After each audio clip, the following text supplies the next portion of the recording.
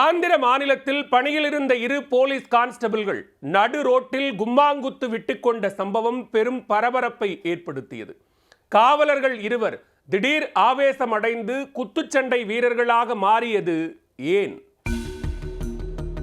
ஆந்திர மாநிலம் சத்தியசாய் மாவட்டத்தில் உள்ள பிலிகுண்ட்லு பகுதியில் போலீசார் சாவடி அமைத்து வாகனங்களை சோதனை செய்து வந்தனர். இந்த பணிக்கு அப்பகுதி அருகே உள்ள ஆக்லி காவல் நிலையத்தில் இருந்து நாராயணசுவாமி நாயக், சிவக்குமார் ஆகிய 2 காவலர்களை நியமித்திருந்தனர். அப்போது என்ன காரணத்தாலோ அவர்கள் 2 பேருக்கும் இடையே திடீரென வாய் தகராறு ஏற்பட்டுள்ளது. பேசிக்கொண்டே இருந்தால் எப்படி, மோதி பார்த்து விடுவோம் என்ற முடிவுக்கு வந்த அவர்கள் வீர நடைபோட்டு நெருங்கியுள்ளனர். தணிக்கை சாவடி ஊழியர்கள், வாகன ஓட்டிகள் ஆகியோர் பார்த்து கொண்டிருக்கும் போதே 2 பேரும் நடு ரோட்டில் சரமாரியாக முகத்தில் குத்துவிட ஆரம்பித்தனர்.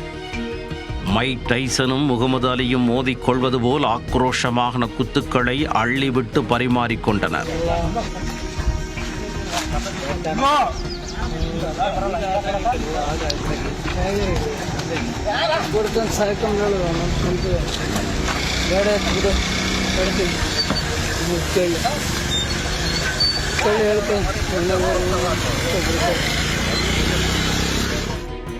அருகில் இருந்த பொதுமக்கள் போலீசார் 2 விலக்கி அனுப்பி வைத்தனர். சாதாரணமாக பொதுமக்கள், குறிப்பாக குடிமகன்கள் நடுரோட்டில் சண்டை போட்டுக் கொள்வதும் அவர்களை போலீசார் விலக்கி அனுப்பி வைப்பதும் வழக்கம். ஆனால் இந்த சம்பவத்தில் சண்டை போட்டுக்கொண்ட போலீசாரை பொதுமக்கள் விலக்கிவிட்டு அங்கிருந்து அனுப்பி வைத்தனர். இந்த தகவல் அறிந்த போலீஸ் உயர் அதிகாரிகள் 2 மீதும் விசாரணைக்கு உத்தரவு பிறப்பித்துள்ளனர்.